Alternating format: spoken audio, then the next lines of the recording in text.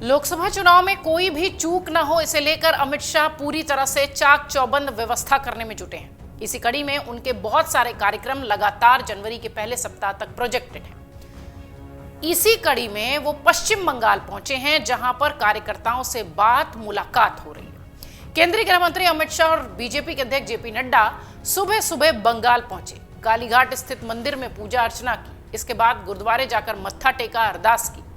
इससे पहले बंगाल फतेह करने और ममता बनर्जी को मात देने के साथ ही विपक्षी एकता को ध्वस्त करने की रणनीति के साथ केंद्रीय गृह मंत्री अमित शाह और बीजेपी के अध्यक्ष जेपी नड्डा देर रात कोलकाता पहुंचे थे, और जहां से ये तैयारी हो रही है कि किसी तरह से पिछले रिकॉर्ड को ध्वस्त किया जाए।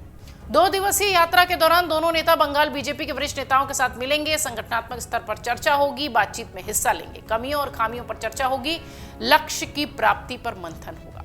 बीजेपी के मुख्य प्रवक्ता श्यामिक भट्टाचार्य ने इसकी पुष्टि करते हुए कहा कि लोकसभा चुनाव 2024 के मद्देनजर दोनों नेताओं का बंगाल दौरा हो रहा है। बीजेपी के एक वरिष्ठ नेता ने कहा कि केंद्रीय नेतृत्व बंगाल को लेकर काफी फोकस्ड है। लोकसभा चुनाव 2024 से पहले दोनों नेताओं का दौरा उसी कड़ी का एक हिस्सा है।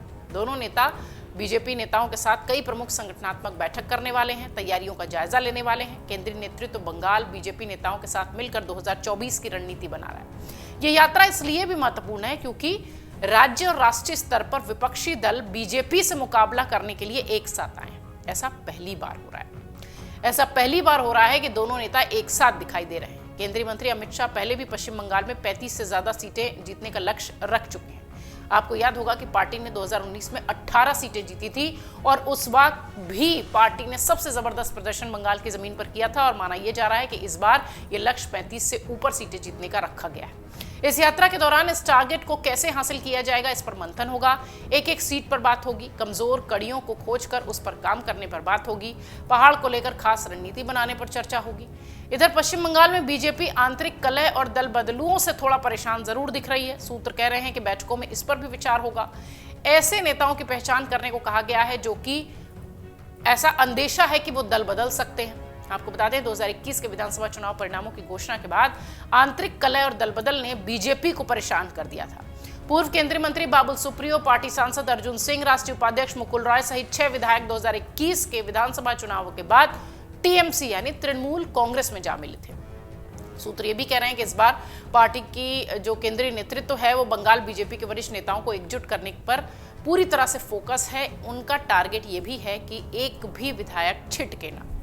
5 राज्यों के विधानसभा चुनाव से मिली सफलता के बाद से ही बीजेपी खासा उत्साहित है। 5 राज्यों के परिणाम आने के बाद से प्रधानमंत्री नरेंद्र मोदी ने यह कहा था कि मैं बीजेपी कार्यकर्ताओं से कहूंगा कि प्रत्येक बीजेपी कार्यकर्ता नमो ऐप पर जाए और कम से कम 10 लोगों को विकसित भारत का एम्बेसडर बनाए। हमें आज एक ऐसी पीढ़ी को तैयार करना है जिसका सपना हो विकसित भारत, जिसका संकल्प हो विकसित भारत। उन्होंने ये भी कहा था कि मोदी की गारंटी वाली गाड़ी देश की सफलता की गारंटी बनेगी।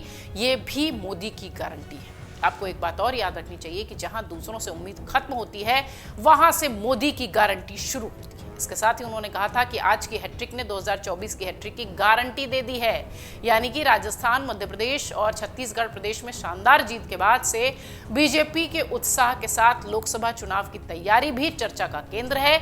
और इसी कड़ी में अब बंगाल में ममता से लेकर INDIA गठबंधन को मात देने की जो स्ट्रैटेजी है, उसी के तहत अमित शाह संगठनात्मक स्तर पर कार्यकर्ताओं के साथ मजबूती से चर्चा करने के लिए और सीटों के लिहाज से तैयारियों का जायजा लेने के लिए बंगाल की जमीन पर हैं। अगर आप ये वीडियो YouTube पर देख रहे हैं तो हमारे चैनल को सब्सक्राइब करें और बेल आइकन को दबाना ना भूलें। अगर आप Facebook पर ये वीडियो देख रहे हैं तो हमारे पेज को लाइक करें।